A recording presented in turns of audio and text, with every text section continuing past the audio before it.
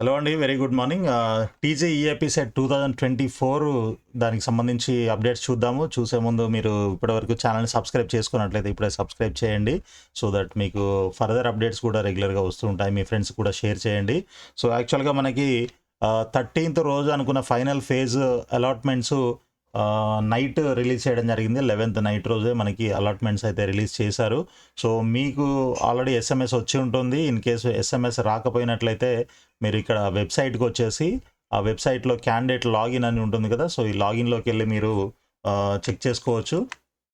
So మీ login details అన్నీ కూడా enter చేసి మీరు ఇక్కడ చెక్ చేసుకున్నట్లయితే మీకు లాగిన్ అయిన తర్వాత ఈ విధంగా స్క్రీన్ వస్తుంది. దీంట్లో అలాట్మెంట్ ఆర్డర్ అని చెక్ చేసుకోవచ్చు అనమాట. అలాట్మెంట్ ఆర్డర్ క్లిక్ చేసినట్లయితే మీకు అలాట్మెంట్ ఆర్డర్ కూడా వస్తుంది.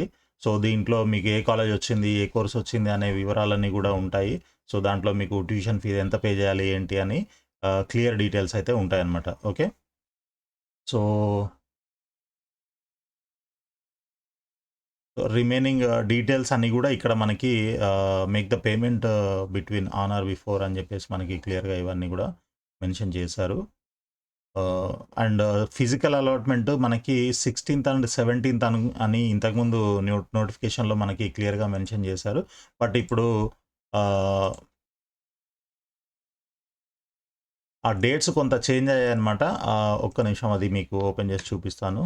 సో యాక్చువల్గా 16th అండ్ 17th ఉండేది. 13th నుంచి 15th వరకు మనకి ఫీజు పేమెంట్, ఆన్లైన్లో ఫీజు పేమెంట్, సెల్ఫ్ రిపోర్టింగ్ ఇవన్నీ ఉండేవి. And then reporting at allotted college 16th and 17th. But ఇక్కడ చూడండి వెబ్సైట్లో మనకి ఆల్రెడీ అనుకున్న దానికంటే ముందుగానే రిలీజ్ చేయడం వల్ల 13th నుంచి 17th వరకు అలాటెడ్ కాలేజ్లో మీరు ఫిజికల్గా వెళ్ళి రిపోర్ట్ చేయొచ్చు అని చెప్పేసి ఇక్కడ మనకి స్క్రోల్ అవుతూ ఉంది.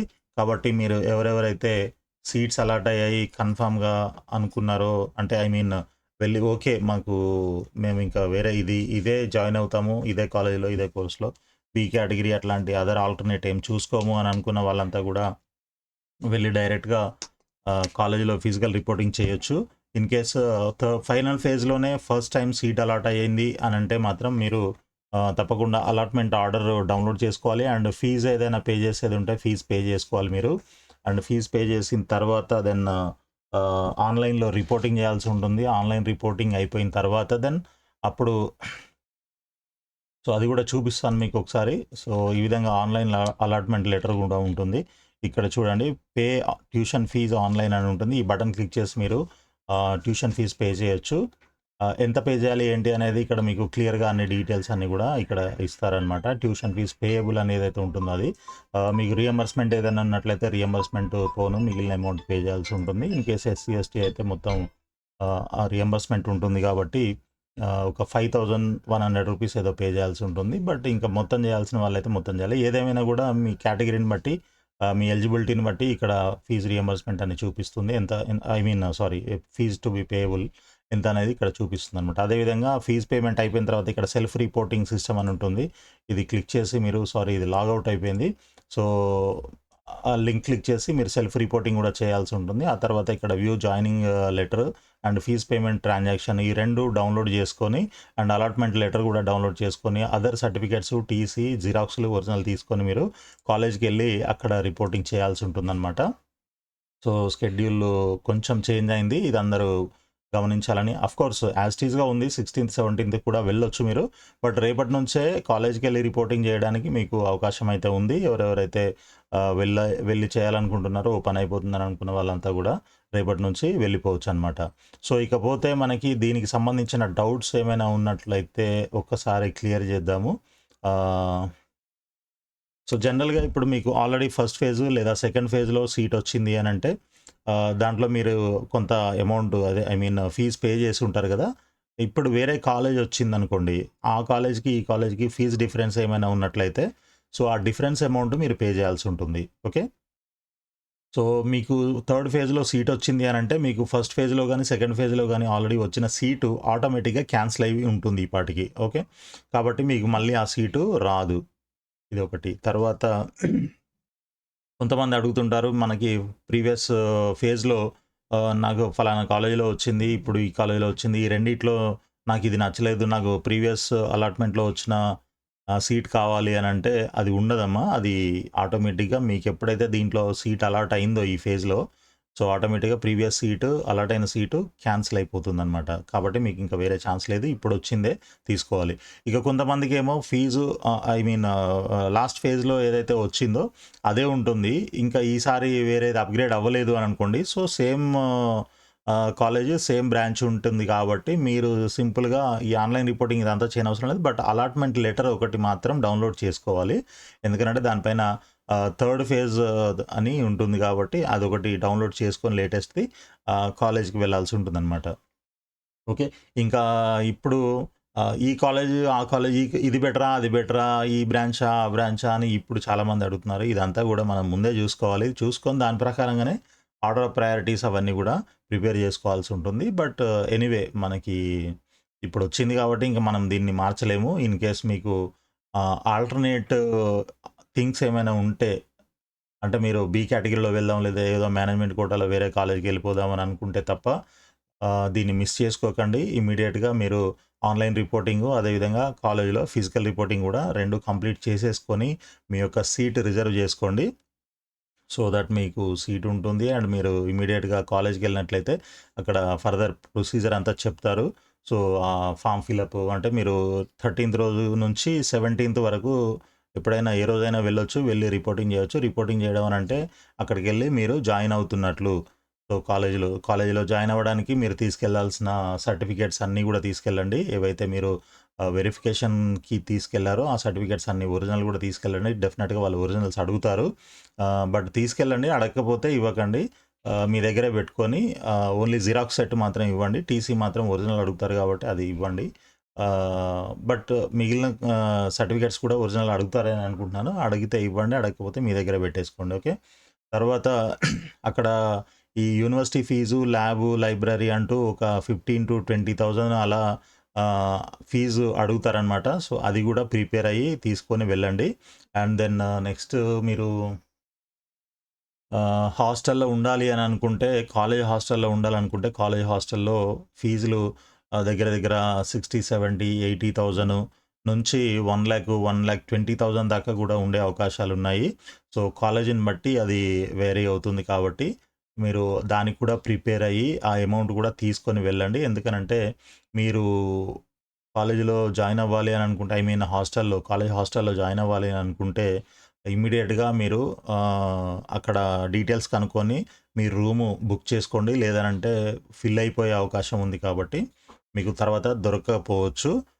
అందుకనే వాళ్ళు మొత్తం పే చేస్తేనే మేము సి రూమ్ అలాట్ చేస్తాము, లేకపోతే లేదు అన్నట్టుగా మాట్లాడతారు. ఎందుకనంటే కాంపిటీషన్ కొంచెం హెవీగా ఉంటుంది కాలేజ్ హాస్టల్‌కి. మీరు 50% పే చేస్తాము, లేకపోతే ఇప్పుడు 1,00,000 ఉంటే మేము 80,000 పే చేస్తాము, ఇంక 20,000 తర్వాత పే చేస్తామన్నా కూడా ఒక్కొక్కసారి ఒప్పుకోకపోవచ్చు కొన్ని కాలేజీల్లో. కాబట్టి ఇవన్నీ గుర్తుపెట్టుకొని మీరు ఫుల్‌గా అమౌంట్‌తోని ప్రిపేర్ అయ్యి మాత్రమే కాలేజ్‌కెళ్ళండి. లేదు బయట ఎక్కడైనా హాస్టల్‌లో ఉందాము, మనం అంత పే చేయలేము అని అనుకుంటే ఓకే. No problem. బయట హాస్టల్స్ అంటే కాలేజ్ దగ్గరలో బయట ప్రైవేట్ హాస్టల్స్ కూడా ఉంటాయి. అలాంటి వాటిలో కూడా మీరు జాయిన్ అవుదాము అని అనుకుంటే దానికి కూడా కనీసం ఒక 5,000-10,000 మీరు అమౌంట్ ప్రిపేర్ చేసుకొని వెళ్తే బెటర్. ఎందుకనంటే అట్‌లీస్ట్ వాళ్ళు గూడా ఇయర్లీ అడుగుతుంటారు. బట్ మనం కొంచెం రిక్వెస్ట్ చేసి ఏదో ఇప్పుడు ప్రస్తుతానికి అడ్వాన్స్ ఉంచామని జెప్పేసి అడ్వాన్స్ లాగా ఇవ్వడమో, లేకపోతే ఫస్ట్ మంత్ హాస్టల్ ఫీజు ఓ 5,000-6,000 ఉంటే అది కట్టడమో సంథింగ్ ఏదో ఒకటి చేసి మీరు హాస్టల్ అయితే ఆహ్, బుక్ చేసుకోవచ్చు. కాబట్టి ఇవన్నీ గుర్తుపెట్టుకొని, ఇవన్నీ ఆలోచించుకొని మీరు దానికి తగినట్లుగా అమౌంట్ అంతా ప్రిపేర్ చేసుకొని జాగ్రత్తగా వెళ్ళండి. వెళ్ళి కాలేజీలో రిపోర్ట్ చేయండి. కాలేజీలో రిపోర్టింగ్ ప్రాసెస్‌లో మీకు వెళ్ళంగానే ఒక ఫార్మ్ ఇస్తారు. ఆ ఫార్మ్ అంతా ఫిలప్ చేయాల్సి ఉంటుంది. ఒక 4 పేజెస్ ఉంటాయి. వాటికి సంబంధించిన డీటెయిల్స్ అన్నీ మీ దగ్గర ఆల్రెడీ ఉంటాయి. 10థ్ ఎక్కడ, ఇంటర్ ఎక్కడ, మార్క్సు ఇట్లాంటి మదర్ నేమ్, ఫాదర్ నేమ్ ఇవన్నీ రకరకాల డీటెయిల్స్ ఉంటాయి. ఆ ఫార్మ్ అంతా ఫిలప్ చేయాలి. తర్వాత మిమ్మల్ని లైన్‌లో పిలుస్తారు. అక్కడికెళ్ళి ఆ ఫార్మ్ సబ్మిట్ చేసి, ఆ ఫీజ్ పే చేయాల్సి ఉంటుంది. ఏదైతే ఇందాక 15,000-20,000 అడుగుతారని చెప్పానో university and other fees. So, అవి పే చేయాల్సి ఉంటుంది. ఆ తర్వాత ఫోటోస్ ఏమైనా అవసరం అవుతాయి. ఫోటోస్ కూడా తీసుకొనెళ్ళండి. ఒక 4, 5 ఫోటోలు, పాస్‌పోర్ట్ సైజ్ ఫోటోలు తీసుకొనెళ్ళండి. సో, వెళ్ళినట్లయితే మీ అడ్మిషన్ ప్రాసెస్ అంతా కూడా అయిపోతుందనమాట. సో తర్వాత మీకు క్లాసెస్ ఎప్పటి నుంచి స్టార్ట్ అవుతాయి అనేది కూడా వాళ్ళు చెప్తారు. ఓరియంటేషన్ ప్రోగ్రామ్ ఉంటుంది ముందుగా. సో దానికి పేరెంట్స్‌తోని స్టూడెంట్స్ అటెండ్ అవ్వాల్సి ఉంటుందనమాట. సో అవి కూడా డీటెయిల్స్ అన్నీ కూడా క్లియర్‌గా కనుక్కోండి. సో ఇంకేం డౌట్‌లున్నా కూడా మీరు ఫర్దర్‌గా కాలేజ్‌లో అన్ని డీటెయిల్స్ కనుక్కోవచ్చు. అండ్ ఇంకా మనం ఇంకొక పాయింట్ మాట్లాడుకోవాల్సింది ఏంటి అనంటే centralised internal sliding by convener అనేది మనం నిన్నటి ప్రీవియస్ వీడియోలో కూడా దీని గురించి మాట్లాడుకున్నాము. సో ఇప్పుడు మీకు ఏదైతే కాలేజీలో ఫైనల్‌గా సీట్ అలాట్‌మెంట్ జరిగిందో, సో అదే కాలేజీలో అదర్ బ్రాంచెస్ ఏమైనా అవకాశం ఉంటే, అంటే ఇంటర్నల్ స్లైడింగ్‌లో కొంతమంది ఇప్పుడు ఫైనల్ ఫేజ్ తర్వాత కొంతమంది అంటే ఇప్పుడే ఫస్ట్ టైం ఇప్పుడు ప్రీవియస్ ఫేజ్‌లో సీట్ అలాట్ అయిన వాళ్ళు ఫీజులు కట్టేసి ఉంటారు. సో వాళ్ళకి ఇప్పుడు అప్‌గ్రేడ్ అవుతే మళ్ళీ దీన్ని కూడా అప్‌గ్రేడ్ చేసుకుంటారు. ఫీజు ఐ మీన్ ఇది క్యాన్సల్ చేసుకునే ఛాన్స్ లేదు కాబట్టి ఫీజు రాదు ఇప్పుడు ఆల్రెడీ కట్టిన వాళ్ళకి. ఇప్పుడు ఓన్లీ ఫస్ట్ ఫేజ్ లో సెకండ్ ఫేజ్‌లో సీట్ అలాట్ అవ్వలేదు.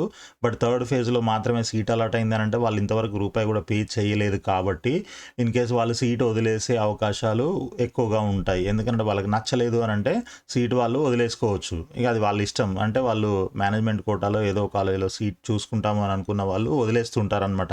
సో మనకి ఫీజు రిటర్న్ వచ్చేది కూడా ఏం లేదు. మనం ఏం కట్టలేదు కాబట్టి పోతే పోయిందిలే అని చెప్పేసి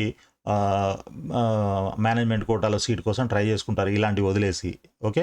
సో అట్లాంటివి ఏమైనా వదిలేసినవి డ్రాప్ అవుట్, క్యాన్సిలేషన్స్ ఇట్లాంటి సీట్లు ఏమైనా ఉన్నట్లయితే అదర్ బ్రాంచెస్‌లో, సో మీరు సపోజ్ మీకు శ్రీనిధిలో సైబర్ సెక్యూరిటీయో లేకపోతే మెకానికలో ఏదో వచ్చింది. ఇంకా దానికంటే బెటర్ బ్రాంచ్ ఏదైనా కావాలనుకున్నారు. సీఎస్‌సి గానీ, సీఎస్ఎం గానీ, సీఎస్‌డి గానీ సంథింగ్ ఇలాంటి బ్రాంచెస్ ఏదైనా అవకాశం ఉంటే ట్రై చేసుకుందామని అనుకుంటారు కదా! సో అలాంటి వాళ్ళంతా కూడా ఈ ఫేజ్‌లో సెంట్రలైజ్డ్ ఇంటర్నల్ స్లైడింగ్ ఫేజ్‌లో మీరు పార్టిసిపేట్ చేయొచ్చు. సో పార్టిసిపేట్ చేసి మీరు దానికి తగినట్లుగా ఆప్షన్స్ అన్నీ కూడా మళ్ళీ పెట్టాల్సి ఉంటుంది.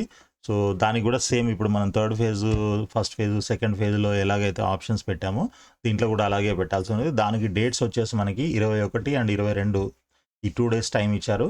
అండ్ దెన్ అలాట్‌మెంట్ వచ్చేసి మనకి 26థ్ లోపల ఆన్ ఆర్ బిఫోర్ అన్నారు. ఇప్పట్లాగే 26థ్ లోపల గానీ, 26థ్ గానీ మనకి సీట్ అలాట్‌మెంట్ జరిగే అవకాశం ఉంది. సో అప్పుడు మీరు సేమ్ కాలేజ్ ఉంటుంది కాబట్టి ఓన్లీ బ్రాంచ్ చేంజ్ అవుతుంది. సో అదే అలాట్‌మెంట్ లెటర్ మళ్ళీ డౌన్‌లోడ్ చేసి అదే అలాట్‌మెంట్ లెటర్‌ని కాలేజ్‌లో మీరు సబ్మిట్ చేస్తే సరిపోతుందనమాట. రిపోర్టింగ్ చేసినట్లు అవుతుంది. సో ఇదంతా ప్రాసెస్ అంతా కూడా మనకి 21st నుంచి స్టార్ట్ అవుతుంది. సో దీని గురించి మళ్ళీ మనము డిస్కస్ చేద్దాము. ఇన్ కేస్ వీటికి సంబంధించిన డౌట్స్ ఏమైనా ఉంటే మీరు కింద కామెంట్స్‌లో రాయండి. నేను మీకు వాటికి ఆన్సర్ చేస్తాను. సో ప్రస్తుతానికైతే ఇప్పటిదాకా నేను చెప్పినట్లు రేపటి నుంచి అంటే 13వ తారీఖు నుంచే మీరు కాలేజీల్లో వెళ్ళి ఫిజికల్ రిపోర్టింగ్ చేయొచ్చు. దానికి లాస్ట్ డేటు 17th అనమాట. ఓకే. సో 17th వరకు డేట్ ఉంది కాబట్టి మీరు మీకు ఏ రోజు వీలవుతే ఆ రోజు మీరు చేసేసుకోండి. వీలుంటే ముందుగా వెళ్తేనే బెటరు. 13th రోజు. ఎందుకనంటే సీట్ అలాట్‌మెంట్ అయిపోతుంది ఒకటి అంటే ఐ మీన్ ఫిజికల్ రిపోర్టింగ్ ఒకటి అయిపోతుంది. తర్వాత కాలేజీలో మీకు హాస్టల్స్ కావాలనంటే ఇమ్మీడియేట్‌గా దొరకడానికి అవకాశం ఉంటుంది. కాబట్టి మీరు వీలైనంత తొందరగా వెళ్తే మంచిది అని నా ఉద్దేశము. సో ఆల్ ది బెస్ట్ అండి. సో వీడియో నచ్చినట్లయితే లైక్ చేసి మీ ఫ్రెండ్స్ కూడా షేర్ చేయండి. అదేవిధంగా ఛానల్‌ని మాత్రం సబ్స్క్రైబ్ చేయండి. అండ్ మీకు ఎవరైనా ఇప్పుడు ఇంటర్మీడియేట్ ఫస్ట్ ఇయర్ గానీ, సెకండ్ ఇయర్ గానీ చదువుతున్న ఫ్రెండ్స్ గానీ, ఫ్రెండ్స్ వాళ్ళ పిల్లలు గానీ, అంటే పేరెంట్స్ కూడా చూస్తున్నారు కాబట్టి చెప్తున్నాను. వాళ్ళకి ఈ ఛానల్‌ని రికమెండ్ చేయండి. సో దట్ వాళ్ళకి ఇప్పటి నుంచే రికమెండేషన్స్ ఐ మీన్ అలర్ట్స్ గానీ, లేకపోతే ఇన్ఫర్మేషన్ గానీ, గైడెన్స్ గానీ ఇలాంటివన్నీ గూడా వాళ్ళకి కంటిన్యూస్‌గా మనం ఇప్పటి నుంచి ఇస్తూ ఉంటాం కాబట్టి వాళ్ళకు కూడా చాలా ఉపయోగపడుతుంది. మీకు ఉపయోగపడినట్లే. సో ఆల్ ది బెస్ట్ అండి. Thank you very much.